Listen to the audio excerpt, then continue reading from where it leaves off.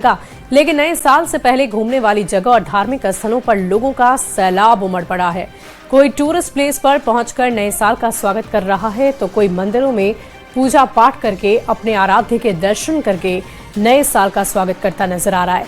कई जगह हालात तो ऐसे बन गए हैं कि सैलानी और श्रद्धालुओं की भारी भीड़ की वजह से जाम तक की स्थिति आ गई है। देश भर में अलग अलग जगहों से आई तस्वीरें हम आपको दिखाते हैं और आप देखिए कि कैसे पूजा पाठ और मस्ती करते हुए लोग नजर आ रहे हैं।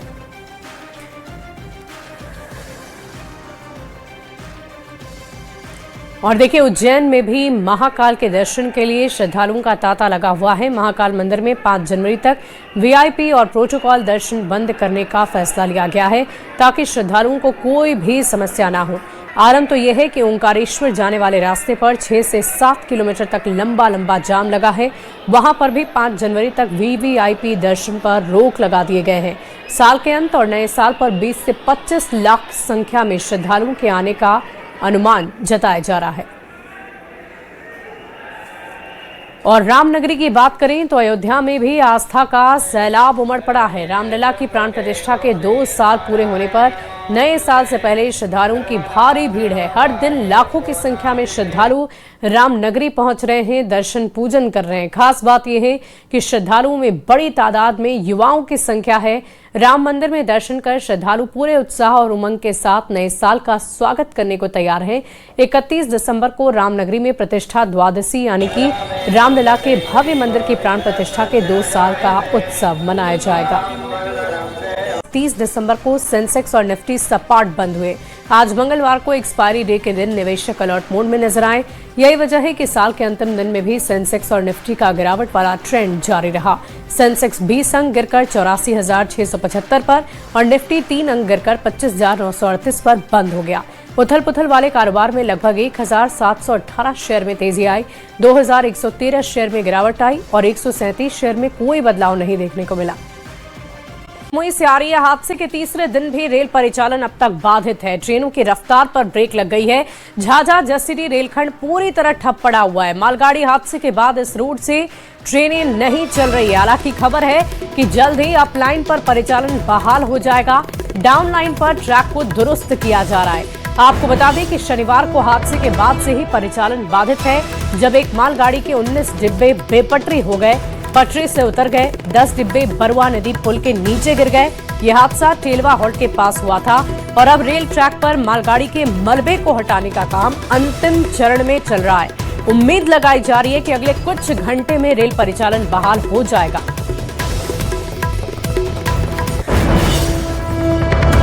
जमुई से ये तस्वीरें आपको दिखा रहे हैं। हादसे के तीसरे दिन भी परिचालन बाधित है। ये तस्वीरें आप देख रहे हैं। शनिवार की रात से ही परिचालन ठप पड़ा हुआ है। मालगाड़ी के बेपटरी होने से कई ट्रेनों के रूट को भी डाइवर्ट करना पड़ा। कई ट्रेनें कैंसिल भी हुई, लेकिन अब तक परिचालन सुचारू रूप से दोबारा शुरू नहीं किया जा सका है। लगातार काम जारी है। अब उम्मीद की जा रही है कि कुछ घंटे में शायद रेल परिचालन फिर से बहाल हो जाएगा। और बड़ी खबर सासाराम से आ रही है। रोहतास में रोपवे गिरने के मामले में जांच पूरी हो गई है। पथ निर्माण मंत्री दिलीप जायसवाल ने बड़ा बयान दिया है। रोपवे गिरने के बाद सरकार ने जांच कराई थी और जांच रिपोर्ट अब सामने आ गई है। जांच रिपोर्ट में इंजीनियर दोषी पाए गए हैं। दोषियों पर कार्रवाई की जा रही है। प्रोजेक्ट इंजीनियर और जूनियर इंजीनियर को सस्पेंड किया जा रहा है। निर्माण कंपनी को ब्लैकलिस्टेड किया जा रहा है। आपको बता दें कि 26 दिसंबर को ट्रायल के दौरान पूरा ढांचा ध्वस्त हो गया था। नए साल के मौके पर उद्घाटन होने वाला था, लेकिन उससे पहले ही सब कुछ धराशायी हो गया। तो देखिए सासाराम में रोपवे टूटा है। करोड़ों रुपए की लागत से इस रोपवे को बनाया गया। इसका उद्घाटन होना था नए साल में, लोगों को सौंपा जाता, इसकी सवारी लोग करते, लेकिन उससे पहले ही ये धराशायी हो गया। हम लोगों ने इसको बहुत गंभीरता से लिया है कि ट्रायल रन के वक्त क्या क्या सेफ्टी में कमी रखी गई थी, इसकी जांच हम लोगों ने कराया है। और हम लोगों ने पाया कि जो सेफ्टी के मेजर्स लेने चाहिए थे संवेदक को, वो सेफ्टी मेजर उन्होंने नहीं लिया है। और जो संवेदक के द्वारा ट्रायल रन के वक्त पदाधिकारी को भी, संवेदक के प्रतिनिधि एवं तकनीकी पदाधिकारी को अपर पॉइंट पर मौजूद रहना चाहिए था। ये सभी लोग जो है नीचे के पॉइंट पर मौजूद थे। लेकिन अपर पॉइंट पर भी कुछ लोगों को मौजूद रहना चाहिए था, तो वहां पर ये मौजूद नहीं थे। इसलिए हम लोगों ने ये संवेदक की भी लापरवाही माना है। जो हमारे एक तो कनीय अभियंता हैं और जो परियोजना प्रोजेक्ट के इंजीनियर हैं, ये दोनों की भी लापरवाही हम लोगों ने प्रथम दृष्टया में पाया है। बढ़ते आगे, अगली खबर राजधानी पटना से। बिहार सरकार में राजस्व एवं भूमि सुधार विभाग की जिम्मेदारी संभाल रहे डिप्टी सीएम विजय कुमार सिन्हा लगातार एक्शन मोड में नजर आ रहे हैं। एक बार फिर से उप मुख्यमंत्री विजय कुमार सिन्हा ने लापरवाह और भ्रष्ट अधिकारियों को चेता दिया है। भू माफिया के साथ मिली भगत को लेकर विजय सिन्हा ने बड़ा बयान दिया है कि ऐसे अफसरों की पहचान कर कार्रवाई की जाएगी। सीओ और राजस्व पदाधिकारी के खिलाफ नीतीश सरकार सख्त एक्शन के मूड में। कोई भी अवैध रूप में अगर जमीन पर कब्जा करता है तो उसके खिलाफ सख्त से सख्त कार्रवाई की जाएगी। सरकार अपनी काम करती है जनता के हित में। किसी के भावना को चोट पहुंचाने का सरकार की नीति नहीं होता है। सरकार की नीयत साफ है, भूमि सुधार को आगे बढ़ाना, जनता के हित में काम करना। और देखिए, पटना में रामनवमी शोभा यात्रा को लेकर अभिनंदन समारोह और बैठक का आयोजन किया गया, जिसमें बीजेपी के राष्ट्रीय कार्यकारी अध्यक्ष नितिन नवीन शामिल हुए। उन्होंने बैठक में शामिल सभी 40 पूजा कमेटी से कहा कि इस बार 26 मार्च को होने वाली शोभा यात्रा बेहद भव्य और उत्साह के साथ निकलनी चाहिए। साथ ही यात्रा को आकर्षक बनाने पर जोर दिया गया। उन्होंने कहा कि हिंदू नववर्ष कैलेंडर कैसे ज्यादा से ज्यादा लोगों तक पहुंचे, इसकी तैयारी भी भरपूर होनी चाहिए। 2026 में फिर रहेगा और रामनवमी का और उत्साह के साथ मनाना है ना। तो राम का आशीर्वाद मिलता है तो हम लोग हर दिन रामनवमी की आयोजन बढ़ता रहा है। इस बार भी इसको और बेहतर करना है। तो मेरा आग्रह है, जो रामनवमी कमेटी के लोग हैं, थोड़ी तैयारी शुरू कर दीजिए। ये बैठक केवल आपको इसलिए बुलाया गया कि आपके ध्यान में रामनवमी का पहले ध्यान दिला देगा। और देखिए, एक तरफ जहां देश और दुनिया में नए साल के जश्न का उत्साह है, तो दूसरी तरफ मौलाना शहाबुद्दीन रिजवी ने मुसलमानों को नए साल का जश्न मनाने से मना करने वाला फतवा जारी कर दिया है। मौलाना का ये कहना है कि ये त्योहार मुसलमानों का नहीं है। शरीयत में न्यू ईयर सेलिब्रेशन नाजायज है। मुसलमानों को बता देना चाहता हूं कि नए साल पर जश्न मनाना शरीयत इस्लामिया की रोशनी में नाजायज़ है, इसलिए कि इस्लामी कैलेंडर का जो साल शुरू होता है वो मुहर्रम के महीने से शुरू होता है, और ऐसे ही हिंदू कैलेंडर का साल चैत से शुरू होता है। और ये यूरोपियन कल्चर है, क्रिश्चियन की यादगार है। वो लोग इस नए साल पे जश्न मनाते हैं। मैं तमाम मुस्लिम नौजवान लड़के और लड़कियों से गुजारिश करूंगा कि वो कतई जश्न न मनाएं। जश्न मनाना नए साल का नाजायज़ है, और अगर कहीं से खबर मिली कि कुछ नौजवान लड़के लड़कियां जश्न मना रहे हैं तो उलमाए कराम सख्ती से रोकेंगे। वहीं नए साल को लेकर जारी मौलाना शहाबुद्दीन रिजवी के फतवे पर केंद्रीय मंत्री गिरिराज सिंह ने कहा है कि पहले अपने अंदर की विकृति को खत्म करें मौलाना, जो लव जिहाद के लिए करते हूं, हेट स्पीच देते हूं। सभी मौलानाओं से अपील करता हूं, अपने अंदर की विकृतियों को खत्म करना चाहिए। पहले जो आप लव जिहाद के लिए सिखाते हो, हेट स्पीच देते हो, जो आप सबको कहते हो कि जो मुस्लिम नहीं है वो काफिर है, और रहते हो सेकुलर देश में, तो पहले धर्मांतरण के लिए जो तुम्हारे लोग करते हैं उस पे रोक लगाओ।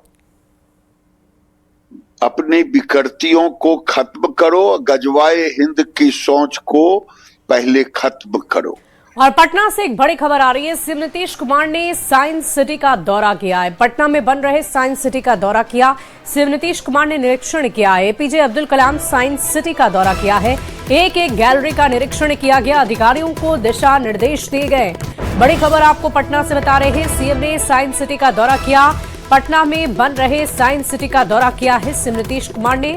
तस्वीरें भी आप देख रहे हैं। निरीक्षण की ये तस्वीरें हैं। APJ Abdul Kalam science city का दौरा किया है और अधिकारियों को दिशा निर्देश भी उनकी तरफ से दिए गए हैं।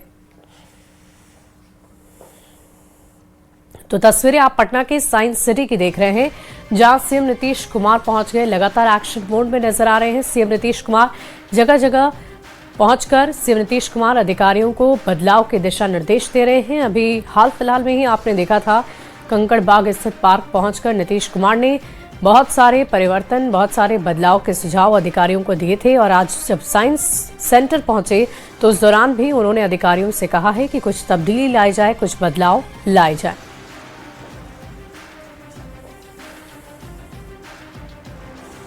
पटना से बड़ी खबर आ रही है। कई आईएएस अधिकारियों का तबादला हुआ है। नए साल से पहले जिम्मेदारियां बदल गई है। आईएएस संजीव हंस टूटा निलंबन और राजस्व परिषद के अपर सदस्य बने हैं संजीव हंस। आईएएस एन विजया लक्ष्मी को जिम्मेदारी सौंपी गई। बिहार राज्य योजना परिषद की सचिव बनी है। आईएएस शीर्षक कपिल अशोक का तबादला हुआ है। पशु एवं मत्स्य के सचिव का प्रभार दिया गया है। आईएएस के सेंथिल कुमार गन्ना उद्योग के प्रधान सचिव बनाए गए हैं। तो ये तब्दीली की खबर सामने आ रही है। आईएएस अधिकारियों के तबादले की यह खबर है। कई आईएएस अधिकारियों का तबादला किया गया है। नए साल से पहले जिम्मेदारियां बदल दी गई है। तो बिहार राज्य योजना परिषद की सचिव, बड़ी खबर आपको बता रहे हैं इस वक्त की। कई आईएएस अधिकारियों का तबादला, नए साल से पहले जिम्मेदारियां बदली गई। आईएएस संजीव हंस का निलंबन टूटा। राजस्व परिषद के अपर सदस्य बने हैं संजीव हंस। आईएएस एन विजया लक्ष्मी को जिम्मेदारी दी गई है। बिहार राज्य योजना परिषद की सचिव बनाई गई हैं। आईएएस शीर्षक कपिल अशोक का तबादला किया गया है। पशु एवं मत्स्य के सचिव का प्रभार मिला है। आईएएस के सेंथिल कुमार गन्ना उद्योग के प्रधान सचिव बनाए गए हैं।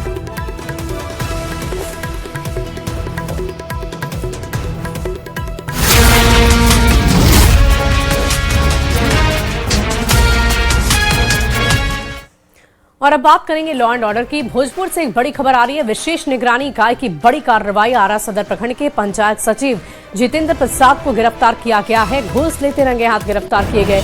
जन्म प्रमाण पत्र के बदले 10,000 रुपए घूस लेते गिरफ्तार हुए हैं। इस वक्त की बड़ी खबर आपको बता रहे हैं। भोजपुर से विशेष निगरानी इकाई की बड़ी कार्रवाई। आरा सदर प्रखंड के पंचायत सचिव जितेंद्र प्रसाद को गिरफ्तार कर लिया गया। और देखिए, एक हफ्ते पहले नवी मुंबई स्थित शोरूम से 2.5 करोड़ से अधिक के सोने लूटकांड का खुलासा हुआ। बिहार एसटीएफ और मुंबई क्राइम ब्रांच की संयुक्त टीम ने मुजफ्फरपुर से 2 बदमाश को गिरफ्तार किया। इनके पास से कुछ आभूषण बरामद हुए। जानकारी के अनुसार 22 दिसंबर 2025 को बुर्का पहनकर पहुंचे अपराधियों ने शोरूम से करीबन 2 करोड़ 62,26,000 रुपए के सोने के आभूषण लूट लिए थे। गिरफ्तार आरोपियों की पहचान गोरखपुर निवासी रामानंद यादव उर्फ आनंद यादव और आजमगढ़ निवासी रामजन्म गोंड के रूप में हुई है। पुलिस ने इनके पास से 2 सोने के हार, 2 चेन और 2 जोड़ी झुमके बरामद किए। दोनों आरोपियों को ट्रांजिट रिमांड पर मुंबई ले जाया गया।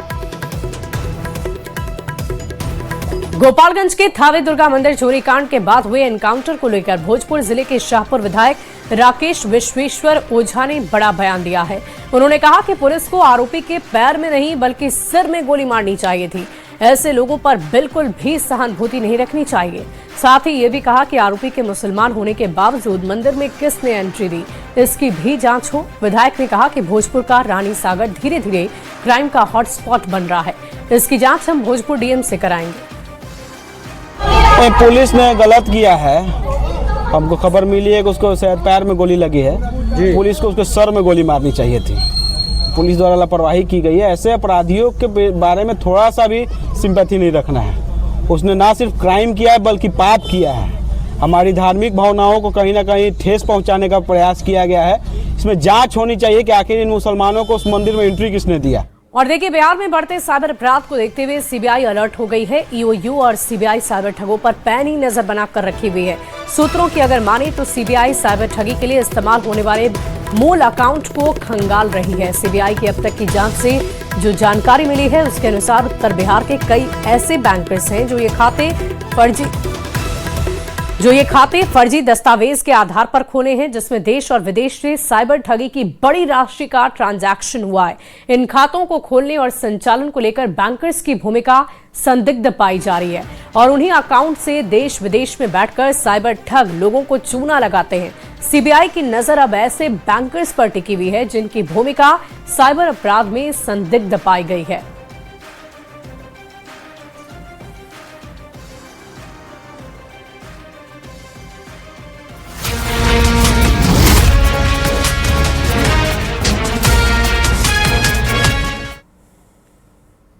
और आइए अब देश दुनिया की तमाम खबरों से आपको रूबरू कराते हैं। पश्चिम बंगाल की मुख्यमंत्री ममता बनर्जी ने एक विवादित बयान दिया है। केंद्रीय गृह मंत्री अमित शाह को लेकर ममता ने विवादित बयान दिया। ममता बनर्जी ने दुशासन केंद्रीय गृह मंत्री अमित शाह की तुलना की है। ममता ने कहा कि वोट लेने दुशासन बंगाल आए थे। शकुनी का चेला दुशासन बंगाल में जानकारी इकट्ठा करने आया था। चुनाव आते हैं, दुशासन और दुर्योधन दिखने लगते हैं। हमारी अच्छाई को कमजोरी ना समझे। क्या घुसपैठ सिर्फ बंगाल से ही होता है? दिल्ली में हुई घटना के पीछे आखिर कौन था? क्या पहलगाम में हमला आपने किया था?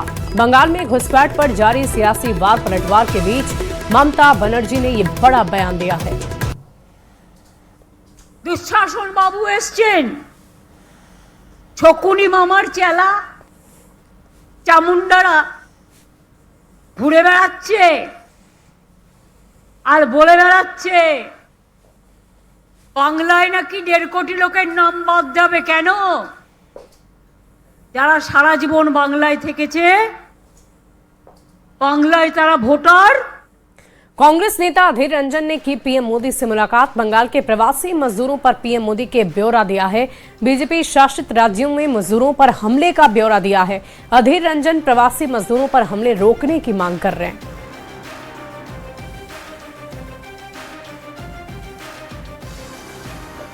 वहीं बांग्लादेश की पूर्व प्रधानमंत्री खालिदा जिया के निधन पर पीएम मोदी ने शोक व्यक्त किया है। पीएम मोदी ने 2015 में खालिदा जिया के साथ हुई मुलाकात की एक तस्वीर को साझा करते हुए बांग्लादेश के पूर्व प्रधानमंत्री को नमन किया है। आपको बता दें कि लंबे वक्त से वो बीमार चल रही थी। बेगम खालिदा जिया बांग्लादेश की प्रमुख राजनेता और पूर्व प्रधानमंत्री भी थी। बेगम खालिदा जिया बांग्लादेश के पूर्व राष्ट्रपति जियाउर रहमान की पत्नी थी। बेगम खालिदा जिया ने बांग्लादेश नेशनलिस्ट पार्टी यानी बीएनपी का नेतृत्व किया है।